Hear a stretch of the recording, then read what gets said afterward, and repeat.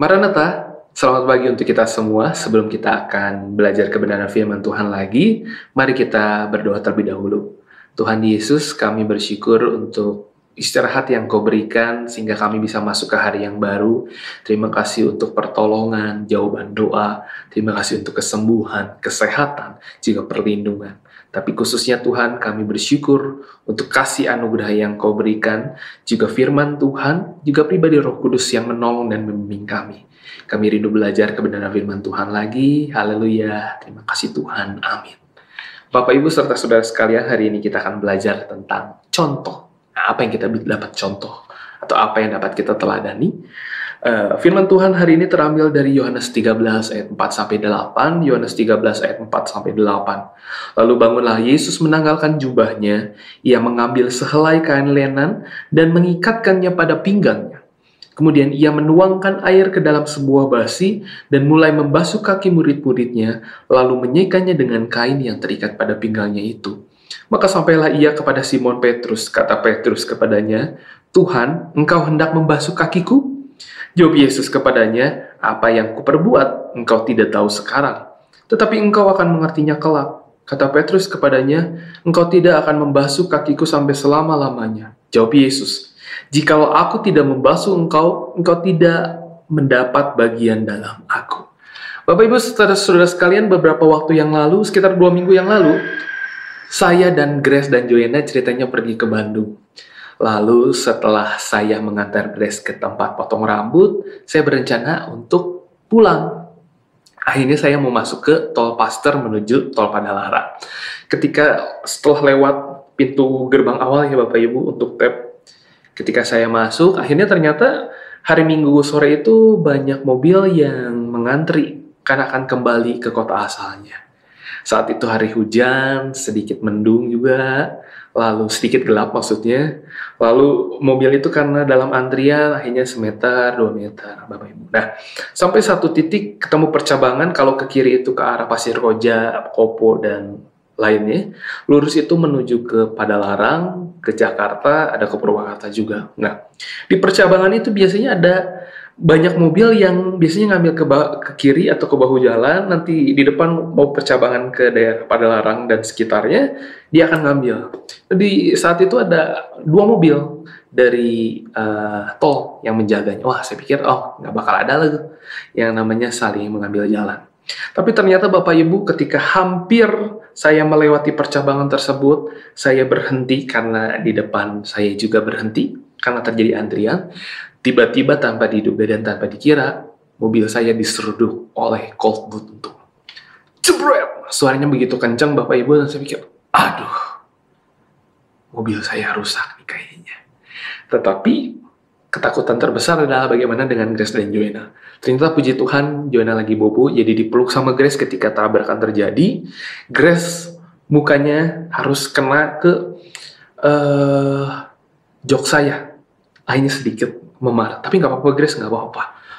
Barang-barang saya berhamburan, barang-barang Grace dan Joanna berhamburan ke depan, tapi puji Tuhan, tidak ada apa-apa untuk kesehatan kami. Ketika saya lihat, saya lemas Bapak Ibu, karena mobil kap depannya rusak, pantat belakangnya lebih rusak lagi Bapak Ibu. Aduh, gimana ini? Seringkali di titik itu saya ada penyesalan. Tuhan, kenapa ya saya nggak belok aja, jangan masuk tol? Kenapa ya saya nggak keluar aja tuh ke pintu tol Baros? Dipikir-pikir, Tuhan, saya udah bener gitu, nyetirnya nggak ngebut-ngebutan, juga karena nggak bisa ngebut dalam keadaan seperti itu. Aduh, gimana ya? Banyak penyesalan yang terjadi ketika hal itu terjadi. Nah, Bapak Ibu, bicara tentang kalender gereja, sebentar lagi kita akan masuk ke perayaan Jumat Agung dan Paskah.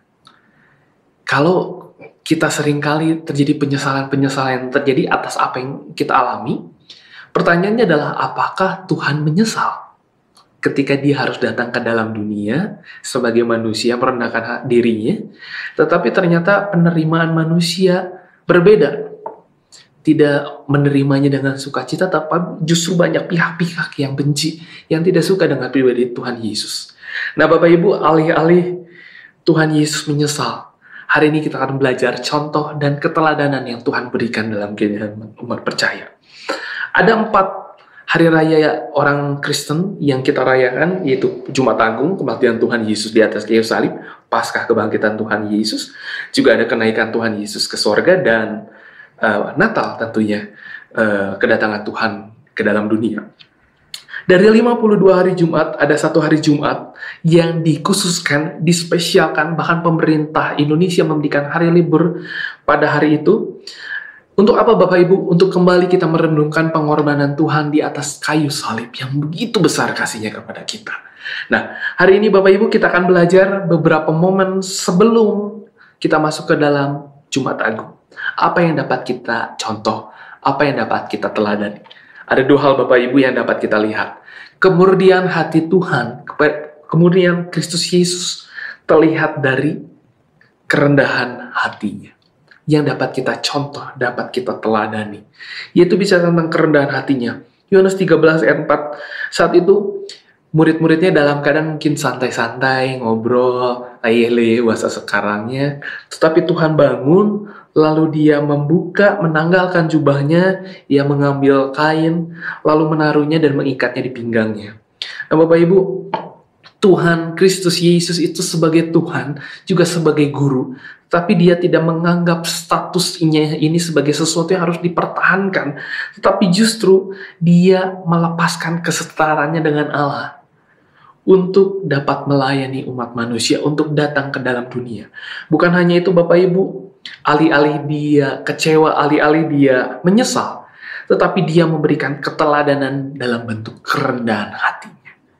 Apalagi ya Bapak Ibu, Yohanes 13 ayat 5, kemudian ia menuangkan air ke dalam sebuah basi dan mulai membasuh kaki murid-muridnya, lalu menyekanya dengan kain yang terikat pada pinggangnya itu. Bapak Ibu, kita bisa melihat bahwa status Tuhan yang luar biasa. Seorang guru yang mengajarkan pengajaran yang berbeda dengan apa yang diajarkan oleh ahli Taurat pada saat itu. Mujizat-mujizat yang belum pernah dilihat mereka, Tuhan lakukan.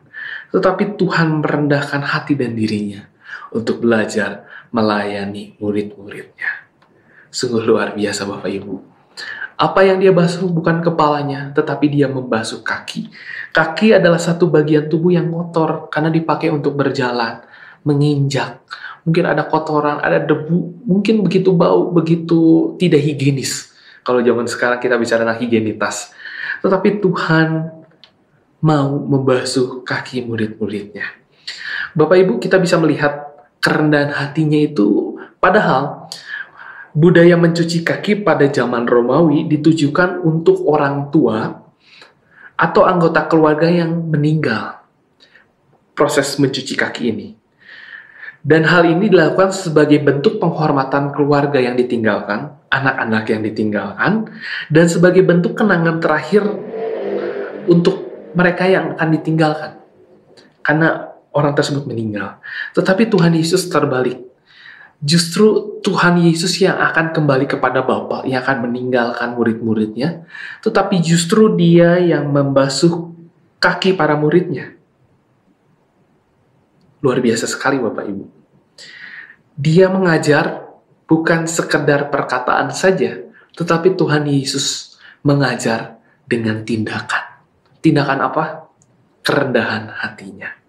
Yang pertama, yang dapat kita contoh, yang dapat kita teladani dari Tuhan Yesus adalah kerendahan hatinya. Yang kedua, Bapak Ibu, apa yang dapat kita pelajari, apa yang dapat kita contoh? Bicara tentang kasihnya. Kalau kita melihat di Yohanes 13 ayat yang pertama, firman Tuhan menulis bagaimana Tuhan mengasihi murid-muridnya dari awal sampai akhir. Komitmen kemurnian hati Tuhan bukan hanya bicara tentang di awal pelayanannya, tetapi bahkan sampai di penghujung akhir hayatnya, Tuhan menunjukkan kemurniannya. Kemudian hati Tuhan nampak bukan hanya di saat situasinya mudah, situasinya gampang, tetapi justru di situasi yang tidak mudah, penuh dengan tekanan, penuh dengan masalah. Ternyata kemurnian hati Tuhan semakin nampak, sekalipun situasi kondisi yang tidak mudah. Ternyata apa Bapak Ibu motif di balik kemurnian pribadi Kristus Yesus? Apa sih motif kerendahan hati Tuhan kepada umat manusia? bukan lain dan bukan tidak adalah kasih-Nya yang begitu besar.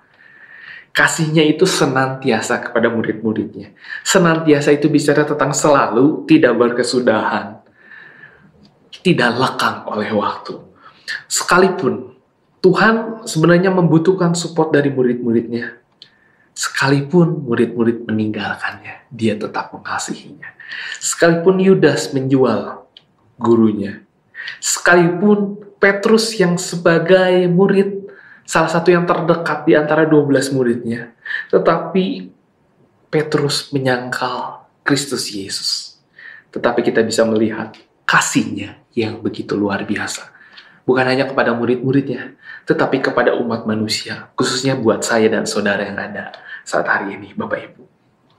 Ketika kita bisa melihat keteladanan kerendahan hatinya, kasih-Nya, alih-alih menyesal, tetapi Tuhan justru menunjukkan kerendahan hatinya, menunjukkan kasih-Nya.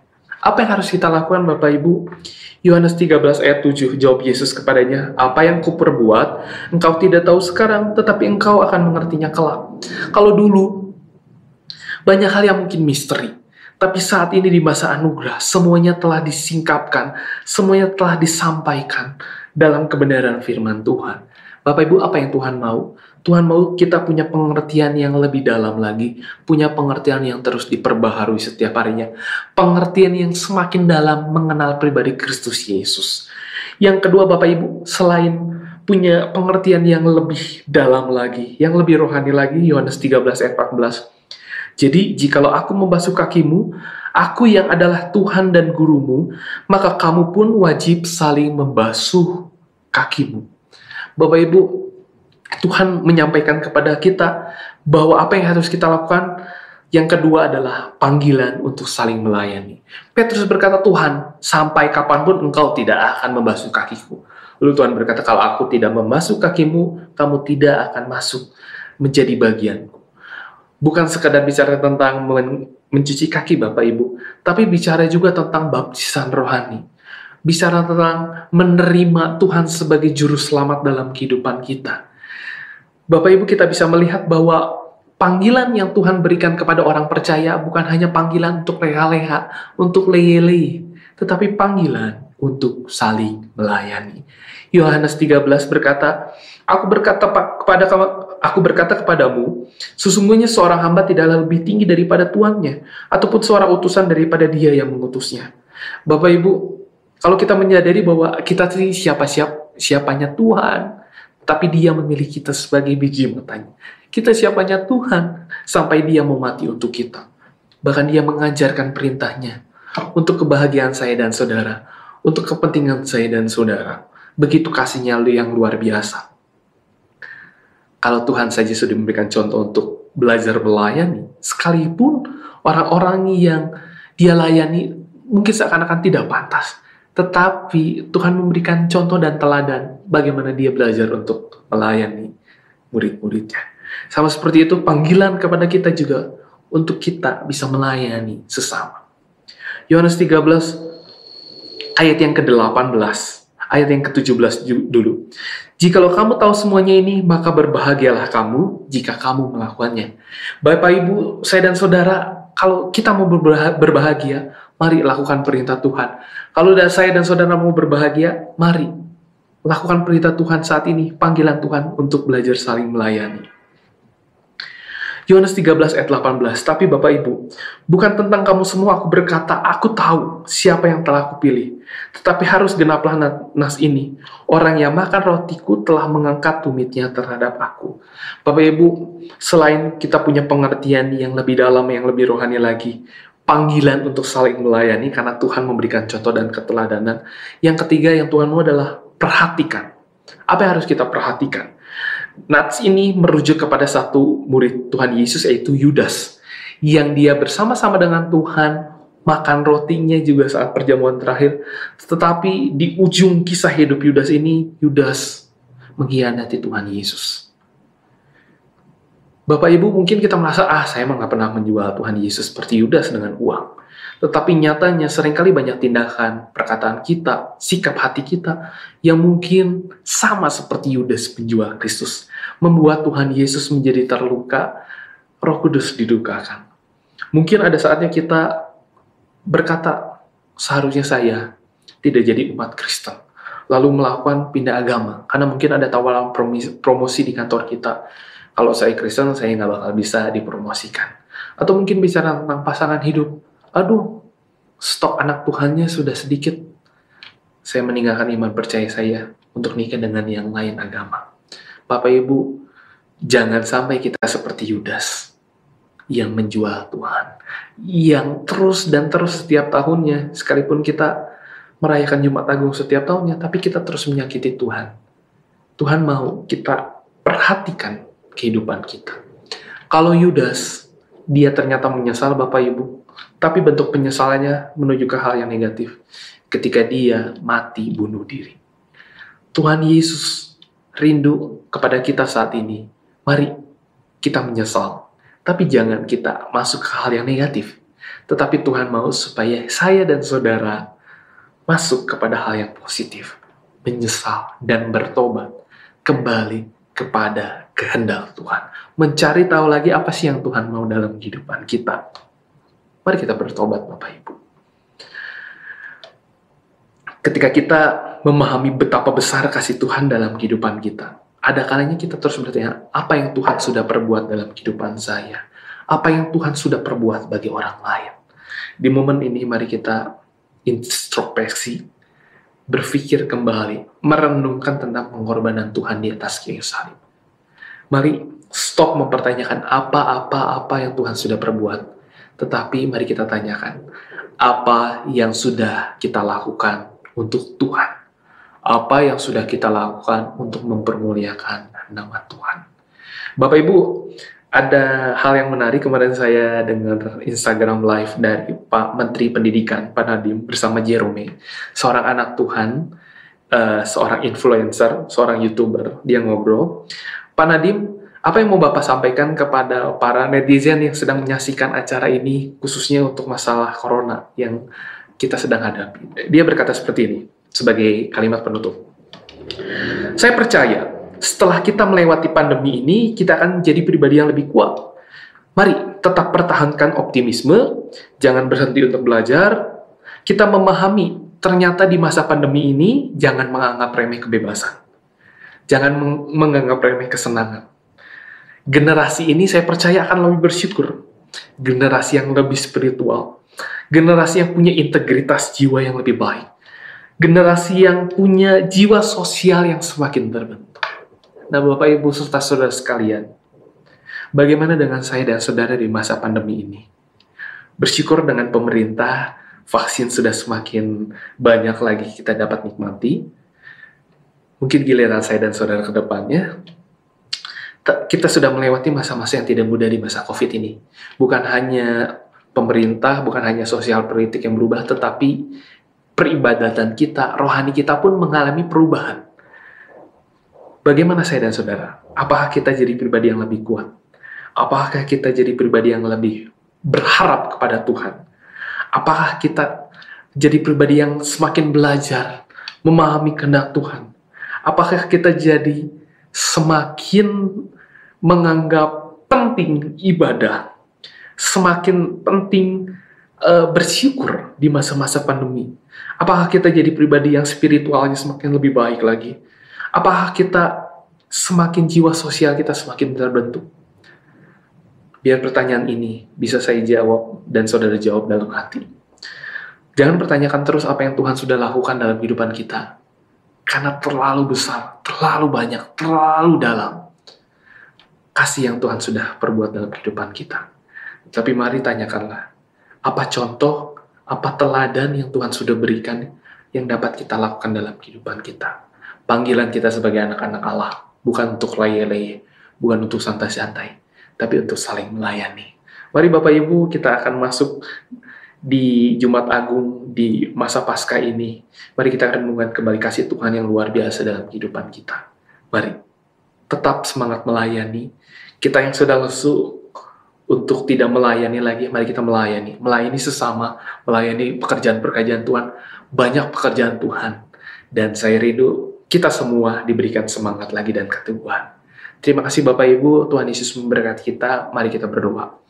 Kami bersyukur untuk kebenaran firman Tuhan hari ini. Untuk contoh, untuk teladan, bukan hanya sekedar perintah, bukan sekedar kata-kata yang kau berikan, tapi Engkau memberikan kepada kami keteladanan, contoh nyata, di mana Tuhan kami begitu rendah hatinya untuk belajar melayani. Kami rindu Tuhan bisa belajar melayani sesama, belajar melayani pekerjaan Tuhan lebih semangat lagi, lebih sungguh-sungguh lagi, karena Engkau yang terlebih dahulu mengasihi kami. Terima kasih Tuhan Yesus untuk kasih-Mu yang luar biasa, untuk contoh dan keteladanan yang kami banggakan dan kami rindu untuk dapat kami terapkan dalam kehidupan kami.